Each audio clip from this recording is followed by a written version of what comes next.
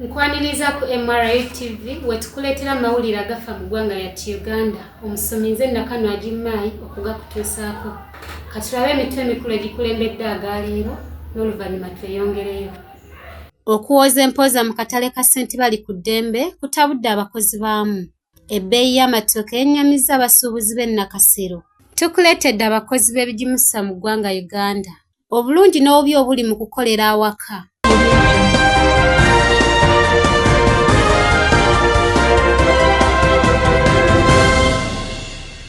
Gavumenti ya Uganda ezekubiriza abantu okubeera abayiiya. Mukoweere tukuleetedde abakozi b'ebigimusa mu ggwanga Uganda. Katulabe ebisingawo okuva omusasi waffe mu Gemarodi. Buli lunaku olukya gavumenti ekubiriza abantu okubeera abayiiya wamu n'okwenyigira mu by'obulimi era nga mu ngeri eno bangi bavuddeyo n'obuyiiya obw'enjawulo naddala ebigimusa ebyetaagisibwa ennyo mu bulimi basobole okuvuganya n'ebyo ebiva ebunaayira. Mu kkowe eryo MRU TV etuukiridde omukyala akola ebigimusa nga bino bya mu nnimiro wabula nga tebirimu biragalalagala okuggyako nakavundira yekka. Omukyala ono akozesa obuyiiya obw'enjawulo omuli okutabula ebisubi okugattamu obusa obutali bumu wamu n'ebirungo ebirala wabula ng'ababikozesezzaako babitenda bulungi era basabye abalala babyettanire. Mwanyi oba wa bitooke oba wa bijjanjalo bakasooli ayayane okufuna ekigimusa kino ekya biofertilizer kubanga kiyamba ku ttaka lyaffe okudda obujja kyangu okukozesa ate kiwangaala mu ttaka kyokka nga tekiri ku buseere.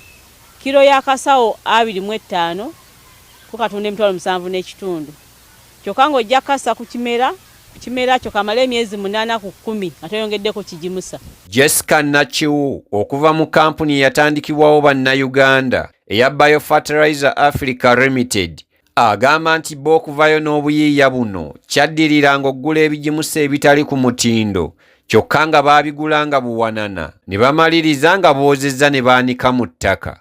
Biofertilizer batuuke gye tuli tubawo emisomo ate ne tubawo ekigimusa ekyaffe ekimaze okwekebejjebwa obulungi ba profesa abakugu mu ttaka eryaffe eryawano mu Uganda nga tekirigamba nti noba baligezesezaawo n'eddagala lino ekigimusa kino kigezeseddwa wano ewaffe mu Uganda. Abakugu bano mu kutabula ebigimusa by'ettaka bagamba nti okuviira ddala lwe baatandika okutunda ebigimusa byabwe abalimi bangi okuva mu bitundu by'eggwanga ebitali bimu bazze nga basaba ebigimusa wabula olw'obutaba na ssente zimala baalemerera okumatiza akatale kaabwe. Tuyamba is in subsidizing the product and the fertilizer because we put in a lot of input and costs in producing it. I think the price ebeere ku level abalimi gye basobola okufuna. We've always got challenges, especially to get our product pass through the certification process.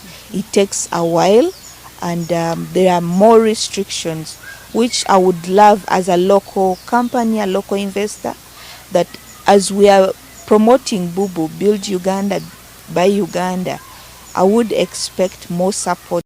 Wetutuukidde Nampungu mu Town Council y'e Kachiri abakugu bano gye basangibwa tusanze waliwo n'abalimi ababadde bazze okunoonya ebigimusa bino batutegeezezza nti ebbanga lye bamaze nga bakozesa ebigimusa bino enjawulo gye balinawo kati y'amaanyi era nga tebakyajulira bigimusa biva bunaayira. Batugamba ettaka lyonooneka n'ekino ekyaffe tekyonoona ttaka biva mu nakavundira tufuna embuzi ne tulunda embuzi zaffe ne tufunamu obusa ne tutabula ekigimusa kyaffe. Kiri mu birungo bya byonna kiri oganiki era kikolebwa wano mu Uganda era nsaba abampulira n'abandaba twongere okukigula. Wabula abalimi bano bawanjagidde gavumenti okubakwasizaako naddala ng'esala ebbeeyi oba emiwendo ku bintu eby'enjawulo bye bakozesa nga bakola nakavundiro ono. Yo biofertilizer buli muntu amwetaaga ate naffe tetwagala kuseera abalimi naye ng'ogomula nga tukubira gavumenti tukenderezaako ku ssente za license eya minerals ezo.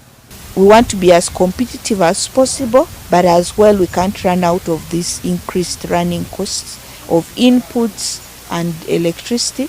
It will still end up biting the farmer. Rodin Mugema, MRU TV Pokopoko News.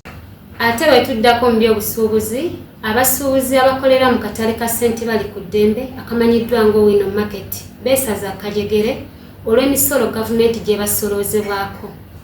katulabe ebisinga okuva omusasi waffe mu Gemalodi. Omukulembeze w'eggwanga lino General Yoweri Kaguta Museveni Tibuhaburwa yasinkana abakulembeze ba Kampala ku mitendera egy'enjawulo okwali minisita wa Kampala, minisita omubeezi akulira ekitongole ekya KCCA RCC atwala Kampala, abamyuka be wamu n'abasuubuzi okuva mu butale bwa gavumenti wabula nga busangibwa mu kibuga Kampala. Kino kyakolebwa okumalawo obutakkaanya obwali bumaze ebbanga. Kyokka newankubadde ng'omukulembeze w'eggwanga ebikolebwa mu butale buno omuli okusolooza empooza wamu n'ebirala yabiyimiriza mbagirawo ng'okugasseko n'obukulembeze bw'obutale bwonna, wabula talina bbaluwa ntongole eyafulumizibwa okusobozesa ebintu bino okuteekebwa mu nkola. Ekintu kino kireesewo okusika omuguwa wakati w'abasuubuzi wamu n'abakulembeze abakulembera obutale buno. Olwaleero abasuubuzi mu katale k'Owino Market katabeegwe mu Malaka g'entabo eva ku mpooza gye babadde basolooza, wadde nga bo bagamba empooza eno yali yayimirizibwa dda. Mpooza mu butale bwonna naye kati empooza bagitukuba kifuba nga bagamba Madamu Susan yagibatumye. Regina Nankumba, omusuubuzi w'amajaani mu katale ka St. Bali ku Dembe Market amanyiddwa ng'Owino, asoose gaana kuwaayo mpooza eno ng'agamba nti pulezidenti w'eggwanga empooza eno yagiyimiriza, kyokka oluvannyuma bamukaliddemu ne bamulemerako era n'apondooka. Empooza eno n'agisasula, oluvannyuma n'akkirizibwa okuyingiza emmaali ye. Olwaleero twawulidde ekiragiro kya pulezidenti nti yayimiriza empooza mu butale. Ono n'abasuubuzi abalala baagala pulezidenti abeeremu enkanya era abeeremu erufu ku kiragiro kye kye yafulumya ku butale buno, kubanga abawooza b'omusolo oba abawooza empooza mu butale buno bagamba nti basusse okubanyigiriza. Bamwongedde emyezi 3, omuntu atuggyako ssente n'atukuba ate omwongera emyezi eg'3 afulumye embalirira ya ssente zasolota teziraga aba tatututte bulungi. Mwami Museveni abanga atatutereezeza naye tumugamba bw'abanga amugjewo amugirewo ddala. Talina mpisa in first place, bwakifuba atuggyako ssente ku mpaka. Wabula abasolooza empooza bo bagamba nti enkola eno si baakugiyimiriza kati era egenda kusigala ng'ekyagenda mu maaso.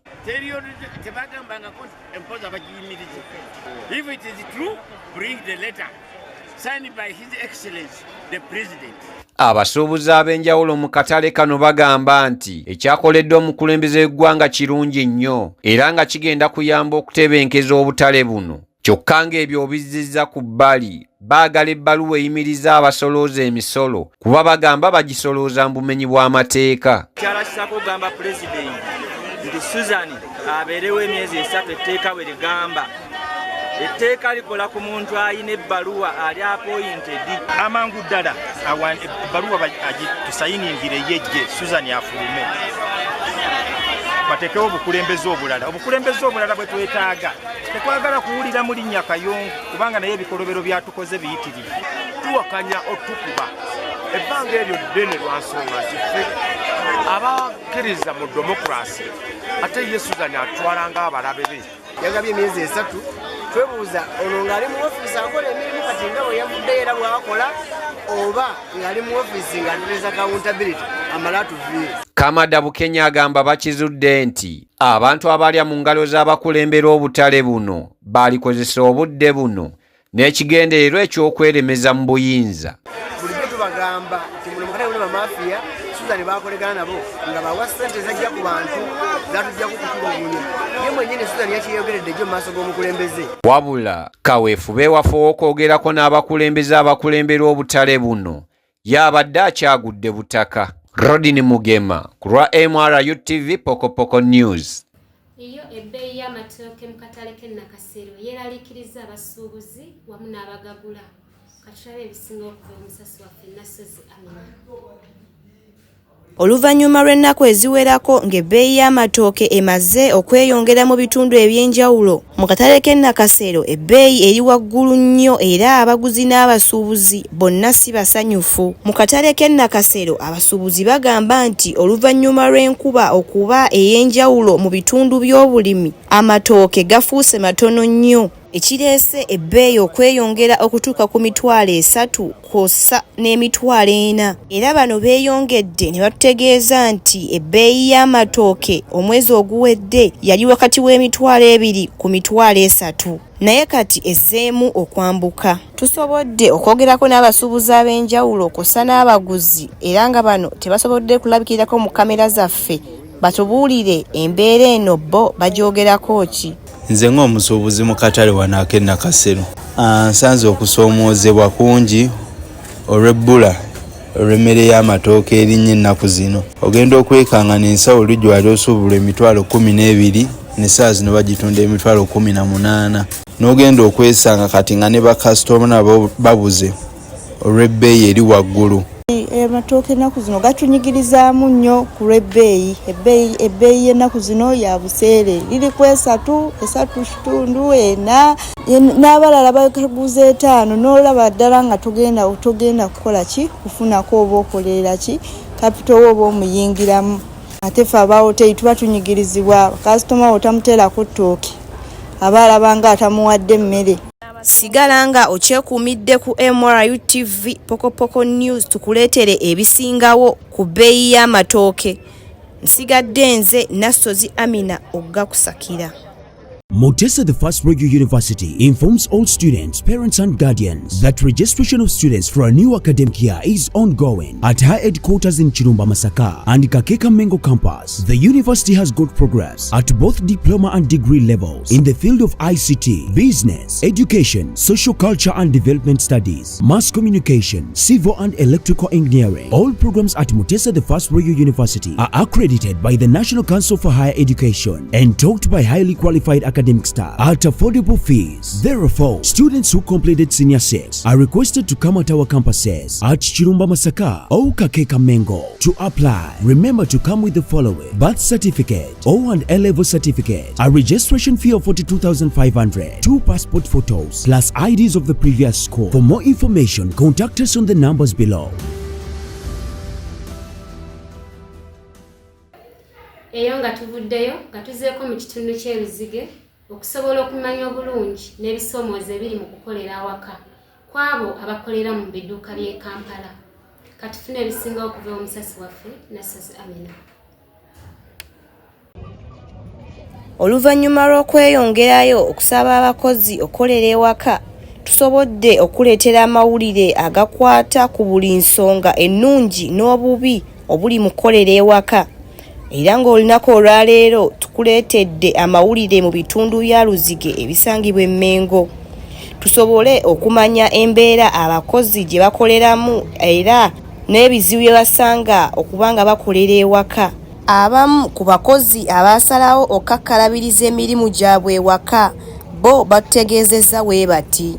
Amagezi g'empaatakola simanyi kimuganya kukola kuba ne wabeera ewaka asobola okufuna ka bizinesi ke oba kabokisi n'ateekawo oba ki n'ateekawo kyonna kyateekawo oba bisikuiti oba ngatto. Nze nasookera mu ngatto awo nga nziteekawo wabweru sinateekawo dduuka naye era lyasobozesa okubeera nga nteekawo n'edduuka n'enteekamu ebintu wano. Abakozi nga embawulira bagamba nti kirungi nnyo okukolera ewaka okusinga abo bakolera mu kibuga kubanga basevinga kinene nnyo. Kati abakyala okubanga tokolamu oba tolina kyoganyirwamu kuba omwana ajja kuva ku ssomero akusaba ekyokulya nga tokiina nga tolina 10 kyomuwa ate nga gwe olina okukimuwa ate oba olina okuba ng'okola. Abamu ku bakozi nga embawulira batutegeezezza nti obubi obuli mu kukolera ewaka kireeta amabanja. Ab'amabanja najja olina kwewulako emmere n'agamba agenda kikweteekawo ngeri amala nnaku nga tazikuwadde ate ng'olina okuddayo okusuubula kati awo nawe oba okosebwa ommere we buweddewo ate nga sente z'emabanja. Sigala ng'okyekuumidde ku MRU TV tukuleetere ebisingawo. Oggakusakira nsigadde nze Nasozi Amina. Nkwebaziza nnyo gwe abadde akyekuumidde ku MRU TV. Towerabira okusubscribingako ku mikutu gyaffe egy'enjawulo okuli YouTube, TikTok, Twitter ne Facebook okumanya ebisingawo. sigadde ndi Nakano Ajimayi Ssaabasajja Kabaka Wangaali.